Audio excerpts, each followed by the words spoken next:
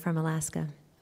Attorney General Sessions, we heard a comment earlier from Princeton, West Virginia that you touched upon, but I'm wondering if you wouldn't mind telling us a little bit about anything the Department of Justice may be able to do to crack down on the pill mills and the fraudulent prescriptions, knowing that there are tens of millions of Americans who suffer from chronic pain and need those medications. We're talking about the pill mills and the fraudulent prescriptions, like the amount of pills we heard from West Virginia.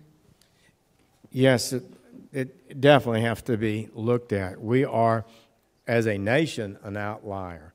We consume extraordinarily more pain medications by prescription than any other country in the world by far. That is resulting in addiction. A substantial percentage of addicts started with pain pills. And Drug Enforcement Administration, I'm sending him a directive or request today to look at their regulatory capabilities that we can perhaps reduce the number of drugs being prescribed in America. It is my goal, two goals about prescription drugs in particular. We want the death rate down, and we'd like to see the amount of drugs prescribed down. If we are an outlier and we way above the right limit, and we have Medicare, Medicaid, VA, and private insurance paying for these drugs to make people sick, it makes no sense whatsoever, actually killing people. So we've got to tighten that up. I think we are above the right level now, and we're taking a number of steps.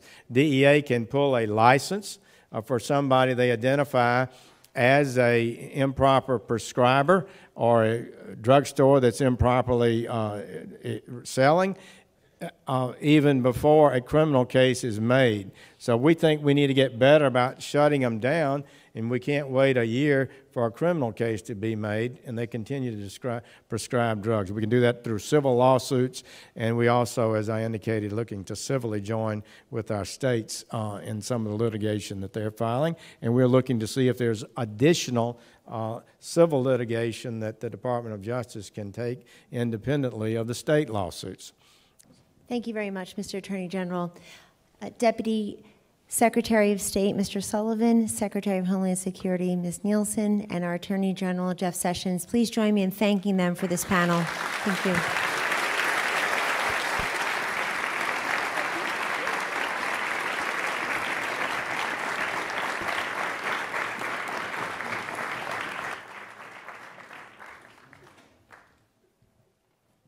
Very much. So we've had two panels. The first one was about treatment and prevention and recovery, education, and now this panel on law enforcement interdiction. This is a president who's committed to all three fronts: education and prevention, interdiction and law enforcement, of course, treatment and recovery. Every great movement to bend the curve in the right direction has wonderful people who are marshaling their efforts on the ground, has a terrific administration of cabinet members and sub-cabinet members and senior staff.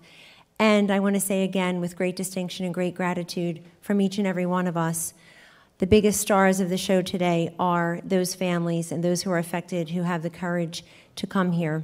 And we pray for you, and we thank you very much for coming forward and helping us on this crisis next door. But every great movement has a leader, and our leader is the President of the United States, and it gives me great honor and pleasure to introduce him to you now, the President of the United States, Donald J. Trump.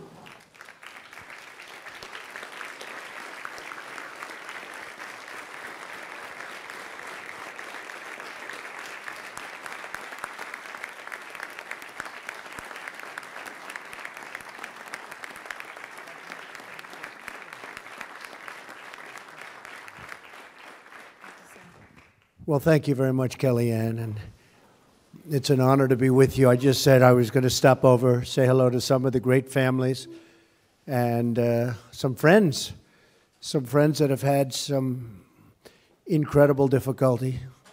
I know what you're going through. Melania's here someplace. Where is our First Lady? Where is she? Where's Melania? Hello, darling. So she feels so strongly about it. Kellyanne feels so strongly about it.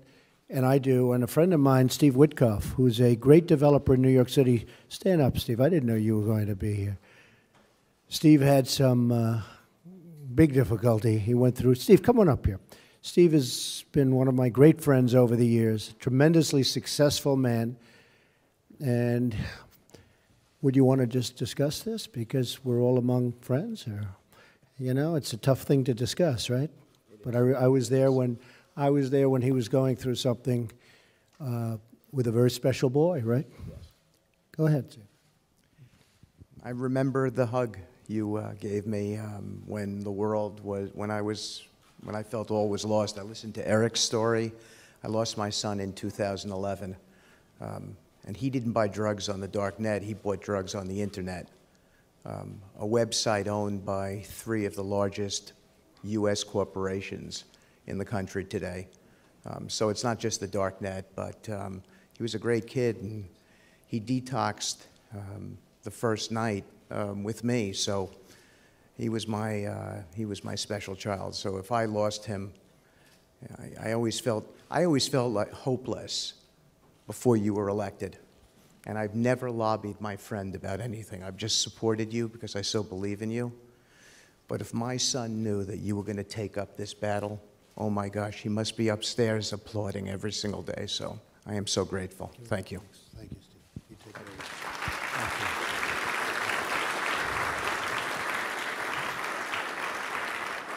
you. And Steve went through something where he thought everything was perfect. He thought everything was fine. And his boy was recovered. And then all of a sudden, out of nowhere, he got some very bad news. So I fully understand what you're going through. The administration's going to be rolling out policy over the next 3 weeks, and it'll be very, very strong. I've also spoken with Jeff about bringing a lawsuit against some of these opioid companies. I mean, what they're doing and the way the distribution.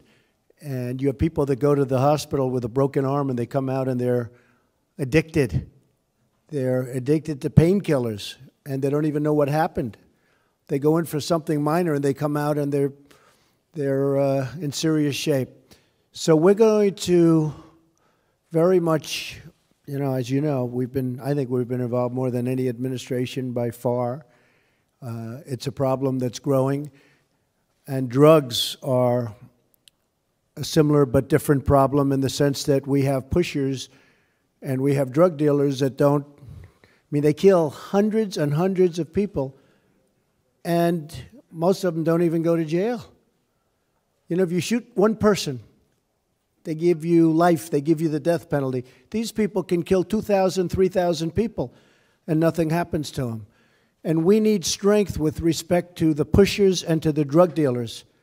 And if we don't do that, you're never going to solve the problem. If you want to be weak and you want to talk about just blue ribbon committees, that's not the answer. The answer is you have to have strength and you have to have toughness. The drug dealers, the drug pushers they're really doing damage. They're really doing damage. Some countries have a very, very tough penalty, the ultimate penalty. And by the way, they have much less of a drug problem than we do. So we're going to have to be very strong on penalties. Hopefully we can do some litigation against the opioid companies.